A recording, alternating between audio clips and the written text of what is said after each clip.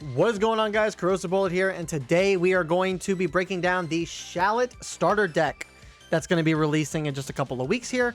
I'm very excited about this. If you guys are long-running viewers of the channel, you guys know that like the majority of my content starting out here was Legends content. So the fact that we've transitioned from Legends to Fusion World, and now we're kind of coming full circle again, I think is really, really cool. I'm actually really excited for these starter decks personally. More so because of the channel, but I mean it's still really cool. Shallot's such a cool character. Alejandro Saab, Kagi Films, I think being a big fan of Dragon Ball as he is, and having somebody that's kind of like within the community being out there and doing stuff within Dragon Ball, especially with like an OC character kind of, I think it's neat. I think honestly, like Dragon Ball Legends, I think despite the fact that there's a lot of negativity around Legends, I think that overall what Legends kind of did for Dragon Ball, I think is a good thing. Just introducing also like Toriyama created Shallot. Like he created the design, I guess, for him, which I think is really cool. So I don't know, I'm gassing Shallot up, man. I'm gassing him up. But let's kind of talk about the Shallot deck and what it's kind of doing. So Shallot on his front side is a bit of an oddity because he doesn't draw on his front side, but he has his awakened ability just right out the gate, which is pretty cool, honestly. So yeah, he's got an activate main where you pay 4 energy, and then you play up to 1 battle card with 10k combo power and Saiyan in its special traits from your hand. Now, I don't know how often you're going to see this ability played on the unawakened side. There are, I think, a couple of specific cards that kind of make this a little better, maybe, but I don't really know. We're gonna find out in testing this weekend. That we're gonna have some stuff. We're gonna do some test streams this weekend to kind of like see how that performs. But yeah, then he awakens standard at 4 life or less, nothing too crazy. Once he awakens, he gets a draw. Finally, he gets his draw back, and then he still has the exact same ability that he has on his front side. So again, I don't know how often you're using the awakened ability. But when he's unawakened, and a lot of the cards that he's going to play is going to be heavily dependent on what his support looks like, which we'll see in a little bit here. So, but either way, it's cool that Shallot's in the game. Very unexpected. If you would have asked me last year, like, do I think Legends characters are going to come to the game? I would have probably said no. So that's, it's cool that it's here. Then we have King Con Man. King Con Man's our super combo. He's just a super combo. Don't look down there. Don't just look away. Look away. Then we got Zaha. 1 cost, 15k power, 5k combo. When attacking, if there is a battle card with a cost of 6 in your battle area, look at 2 cards from the top of your deck and use up to 1 battle card in a combo. Place the rest at the bottom of its owner's deck in any random order. I think this is cool. I think it's neat that, you know, this is like a late game card that you're going to play. You're not playing this beforehand because there's not that many cards that are at 6 cost. There's 1 card in particular that you might use early game that allows you to play this sooner, but we'll get to that when we get to that. But this is still a cool effect. It's basically an offensive version of Chi-Chi in black. Chi-Chi's used more defensively or support, or more for like utility, whereas this is actually like an actually aggressive card. Like this basically allows you to swing for 20 to 25,000 on swing, right? Which I think is kind of cool. Then we got Jocko, who is a 1 cost, 5k power, 0 combo blocker, where he is basically a cantrip. Now, people are saying that this card is dumb, that this shouldn't exist. I don't see it's all that crazy. I think it's cool that it's a cantrip that's a blocker. A 1 cost cantrip that blocks. I think that's neat. Would I say that this is worth running in this particular deck? Probably not. I'd rather probably just play a standard cantrip and have some combo power, but I mean, that's neither here nor there. And that's going to be a little bit of a trend, I think, in this deck. A lot of the cards in this deck, for some reason, just don't have combo power in the early game. And I think that's probably going to hurt Shallot more than anything else. So we'll see. We'll see. Then we got Shallot, Super Saiyan God Shallot. 2 costs, 20k power, 0 combo. Activate main. Once per turn, you place 1 card from your hand to the top of the deck. If your leader is Shallot, and there is a battle card with a cost of 6 in your battle area, this card in the battle area gains double strike. Now, this is why in the previous video I put out saying that like Rebrand should come back with the ban list. Or could potentially come back with the ban list, because there have been so many cards that have released over the past several sets since set 2 that are cheaper in cost, that are able to get double striker for almost next to nothing. Piccolo has a double striker for 4 energy. Shallot is getting this for 2 energy. There's other cards that exist that are double striker that are cheaper to play out than a 5 cost or a 6 cost. So I think, and even Namek Goku is a 3 cost at 2 life. So this is fine. I'm perfectly okay with a double striker at 2 costs. It makes for a little bit more of a pin, for your opponent. It's kind of more of like a pinch move where it's like, oh, if I take this, I'm taking 2. I have to defend out of this. Even if it is only 20k power, it's still pretty good. So this place 1 card from the top of your deck into the top of your deck is going to matter later on. We kind of saw some tech with the Zaha, but there are other cards that utilize this type of ability just a little bit better, and you'll see why. But I think this is a fine card. It's perfectly fine.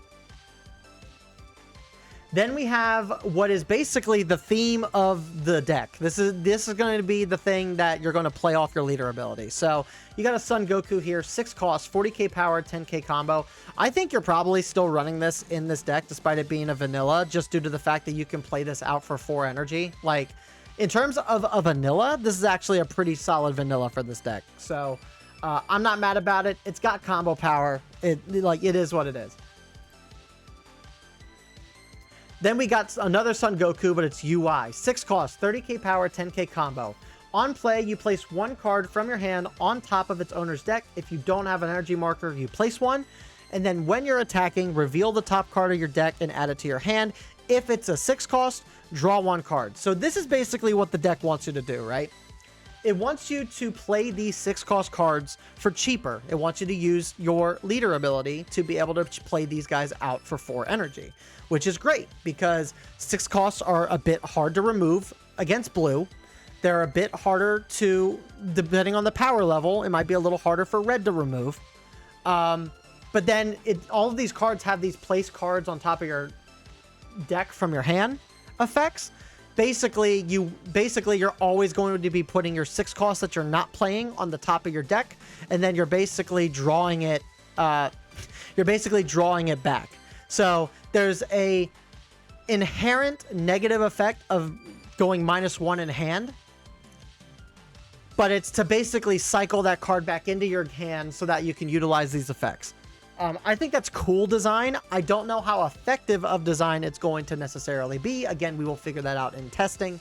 But from what these type of cards are doing, I think this is cool, and it's very unique for black. We're still utilizing marker. We're still utilizing marker. We're still doing the scrying aspect that Bardock is known to do, but we're doing it in a different light. I think that's neat. I think it's cool. Then we have another 6 cost, Goku and Bardock. 6 cost, 35k power, 10k combo. When attacking, once per turn, choose up to 1 battle card with a cost of 2 or less in your opponent's battle area and KO it. I think they might have did this because you're able to cheat this out for 4 instead of paying 6.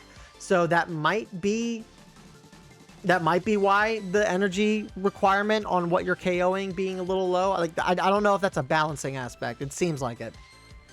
Then activate main. Once per turn, discard 1 card from your hand, reveal the top card of your deck and add it to your hand. If the card revealed cost is 6, you can switch this card in a battle area to active mode. So this is not a card that you want to play first when using this ability. You probably want to save this card for when you're at 5 energy, so that way you can play other cards to cycle cards on top of your deck so that when you do play this card, you can at least guarantee you're going to get that 6 cost, right? This is not a card that you're going to play on turn 4 at 4 energy when you have nothing else to help you find that other card. So this is more of a utility. This is more of a utility deck than anything else. So, or a utility card. Or I guess other cards are more utility. I don't know. There's so much information. I've been recording videos all day, so like this is like my wires are getting a little scrambled. It's a good card nonetheless. Then we have Son Goku Childhood. 1 cost, 10k power, 5k combo. He's got an activate main where once per turn, if your leader is Shallot, draw a card, then place 1 card from your hand to the top of the deck. This is what I was talking about before. So this is basically a cantrip that has an activate main ability, but it allows you to cycle your hand to put a 6 cost on top of your deck before you use your leader ability. So on turn 5, when you're at 5 energy, or if you have marker, you play this first to put a 6 cost on top of your deck, but then you're drawing a card to replace this in hand, which is good too. But then that's when you're playing, like Bardock or Goku and Bardock, to then be able to find that 6 cost on top of your deck and then getting the extra ability, right? So yeah, this card is meant and designed to help you put your 6 costs on top so your other cards can utilize their effects. Then we have another 6 cost. 6 cost Gohan. 35k power, 10k combo. On play, reveal the top card of your deck and add it to your hand. If the revealed card's cost is 6, choose up to 1 battle card in your opponent's battle area and KO it. So I think that's a pretty good card, just being able to KO anything. And you're able to get easy setup with this, right? So like this is a non-issue. Then we have Trunks Future. 1 cost, 5k power, 10k combo. Where activate main once per turn, you pay an energy, place 1 card from your hand on top of its owner's deck, and then if you don't have an energy marker, you place an energy marker. So this is basically, in Shallot, this is basically designed on turn 2 to help you get a marker, so that way going into turn 3, you're able to, when you're going into turn 3, going into your next turn, you can then activate his ability early. Like that's all this card is meant. I can also see some use with this card in Bardock as well. I think Bardock could probably really utilize this card too. And I think that's pretty neat. You take a card you don't necessarily need that turn, you put it on top of your deck, and then you generate a marker for 1 energy. It's a 10k combo power. It's better than Kakarot. Kakarot kind of sucks because Kakarot wants you to discard a card to generate a marker, and then you're also playing the Kakarot, so you're technically -2 in hand by doing so. At least with this, like, you're able to set yourself up. You're able to kind of set yourself up to get the card that you need back, and then whatever. And then it's better combo power. So I don't know. I could see some use in Bardock with this deck too, but that's just me. Then we get into Nappa. Nappa's a 1 cost, 5k power, 10k combo. On play, if your leader is Shallot, add up to 1 card from your life to your hand. Then look at 3 cards from the top of your deck and place them on top of your deck in any order. This is a really good card too because it allows you to search your deck for a 6 cost, rearrange your cards in any order you choose to get that 6 card on top, so that way it's easier for you to be able to find. So I think that, and it's a self-awakener, so I think that's really cool. I like this effect. Then we got Beerus. 2 cost, 20k power, 0 combo. He's got crit, where on play, if your leader is Shallot, you self-awaken, and then look at 3 cards from the top of your deck and place them at the top of your deck in any order. This is basically a better Nappa. You're able to be offensive with this. You're able to swing for 20k. That has crit, so your opponent's probably going to combo out of this if they're awakened. And then you're setting yourself up for the next ability. You get to 8 energy. You get to like 6 energy. You can play this to look for a 6 cost to put on top of your deck, and then you can cheat out a 6 cost. So yeah, that's cool. Good card. Then we got Bulma, 1 cost, 5k power, 5k combo. If your leader is Shallot, look at 4 cards from the top of your deck. Reveal up to 1 battle card with a cost of 6 or less and 10k combo power and add it to your hand. Place the rest at the bottom of their owner's deck in a random order. So if we're looking at what this deck is offering, right? So obviously when it comes to these starter decks, you're not getting a full SR playset. So you're always required to buy 2, right? If you were to get one of these, you're getting 2 Gohans, you're getting 2 Gokus and Bardoks, and you're getting 2 of the Gokus. So you're talking 2, 4, 6, and then 10. 10 of this Goku, and then you're at 14 with this Vegeta. Makes it a little bit harder to, like, it's not a great searcher because you're kind of limited. Now, if you get 2 starter decks and you're adding the extra 6 cards on top of this, that's what, 20 cards? 4, 8, 12, 16, 20. You're getting 20 cards to work from. That makes this a bit more effective. So, if you are picking up this deck, I would probably recommend buying 2, even if it sucks buying 2. I know it sucks to buy 2. But at least you get code cards that you don't have to put money into the client. At least you're getting bonus arts, which we'll talk about that in a little bit. But yeah, no, I mean, Bulma's fine. It's a fine searcher. She's going to be a bit limited in the sense that you only get 2 SRs each, so you're not getting the full playset, which makes it just a little bit harder to find. Makes it a little bit harder to find like the cards that you need, right? But then we get into the last 6 cost. It's Vegeta. 6 cost, 30k power, 10k combo. Where activate main, you KO this card in a battle area. Choose up to 2 battle cards with a cost of 4 or less in your opponent's battle area and KO it. I'm indifferent to this card. I think cheating this out for 4 energy, swinging for 30, and it's a 10k combo, like the stat line works really well, I think. I don't know if I like the idea of only swinging for 30 just to KO this and then kill 2 4 costs. It's a little limiting, But and considering that these are like premium starter decks, I would have liked this to maybe be 35. It at least forces your opponent to kind of give a super combo, right?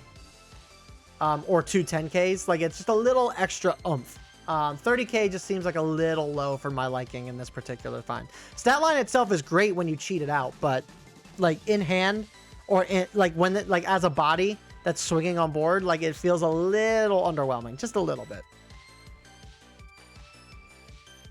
Then we have Vegito, who's a 2 cost, 20k power, 5k combo. He's got a permanent skill where you increase the cost of this card in a deck or battle area by 4. So what's cool is that this is a 6 cost in deck. So Bulma can actually find this. No, Bulma can't find it because Bulma needs a 10k combo, which kind of sucks. But what's cool is that all of the scrying cards, all of the cycling cards, treat this as if it's a 6 cost in the deck, which is awesome. So that's fantastic. And then on play, you place 1 card from your hand on top of the owner's deck. If your leader is Shallot and you don't have an energy marker, you place 1. Basically allows you to create a marker, which is pretty cool. So I like this card a lot. I think this card really does like hone in to what this deck wants to do. That being said, it is an SR, so you're only getting 2 of this as well, which kind of sucks.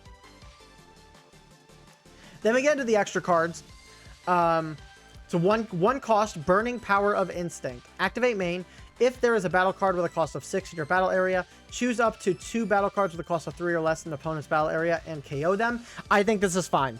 I think for Shallot specifically, this is basically 10 times Kamehameha without the restriction of needing the energy marker. You're more than likely going to have a 6 cost on the board most of the game, probably. So I think that type of restriction, I think is fine for this. And it's 1 cost to get rid of 2 3 costs. Like that's fine. I don't have an issue with that. And then we got black. I'm gonna end you. We got black Scallop Gun basically. 1 cost, activate battle. Your cards in a battle get 15,000 power for the battle. Then if there's a battle card with a cost of 6 in your battle area, you draw a card. So this allows you to essentially protect your 2 cost Vegetos. It allows you to protect your 6 cost, your lesser powered 6 costs, or your leader, obviously, is another option. And it allows you to kind of replace this card back in hand. This card's fine. All right, so if we look at this, we get the leader card, right? We're getting 4. I'm just trying to count how many cards we're getting in the set completely, right? So 4, 8, 12, 16, 20, 22, 24, 28, 30, 34, 38, 42, 46, 50, 52, 52 here, then 56, 60. So this is a 60 card deck. 59, yeah, no, 60 card deck, yeah. So there's going to be some cards in here that you could probably remove and you would be perfectly fine with. Like you could probably remove the Jockos. You don't need 4 Jockos. You could replace this with standard cantrips and I think you would be okay. You could maybe go without 2 of these Shallots. You probably don't need 2 of these or 4 of these Shallots, right? So that's 6 cards. You can swap those in with any cards you really want, and it would probably really bolster up this deck. You just got to keep in mind when you're swapping any of these pieces out that you want to be able to find the 6 costs on the top of your deck. You want to see them as often as humanly possible, and you don't want to put in cards that are going to slow the deck down, meaning like Secret Rare Goku, right? Super Saiyan 4 Secret Rare Goku might slow this deck down just a tad, because if you're playing that, you're probably not cheating out any of these 6 costs, right? You're going to slow down the deck by doing so. So if there's any cards you're going to replace in this deck, it's going to be ones that have a minimal effect on what the deck wants to do. And then the cards that you're adding in, you want to be complementary pieces to what the deck is doing. Like, I don't know. Like, if there's, like, I know that there's a bunch of, like, the GT cards, right, that get boosted power if you have an energy marker. Maybe there's ones where, like, if you use an energy marker to play it or remove something or whatever. There's other cards here that I think could help boost this deck up, but I think the majority of what's here is actually really good, really strong. We'll just kind of have to see in practice. And then last but not least, I did mention that the starter decks are going to come with like bonus packs. In these bonus packs, you can get parallel art leaders, which is really, really cool. It's basically a more shiny, more holographic, more gold foiled version of the leader cards. This looks awesome. This looks great. Would I want to buy a bunch of these starter decks to chase the leader? Probably not. But I'd probably buy these leaders if I like the decks enough. So who knows? But that's going to do it for today's video. Thank you guys so much for watching and hanging out with us. If you guys enjoyed the video, let me know down in the comments section below. What do you guys think of the Shallot deck? Do you guys think that this is going to be able to stand out? Is it going to shift the meta in any way? We know a ban list is coming, but we got this in the we're getting this in the interim. So do you think this is going to shake up the meta enough to kind of hold us over until the ban list and stuff? Let me know what you guys think down in the comments below. Like and subscribe for more Fusion World content, and I will see you guys all in the next video. Peace.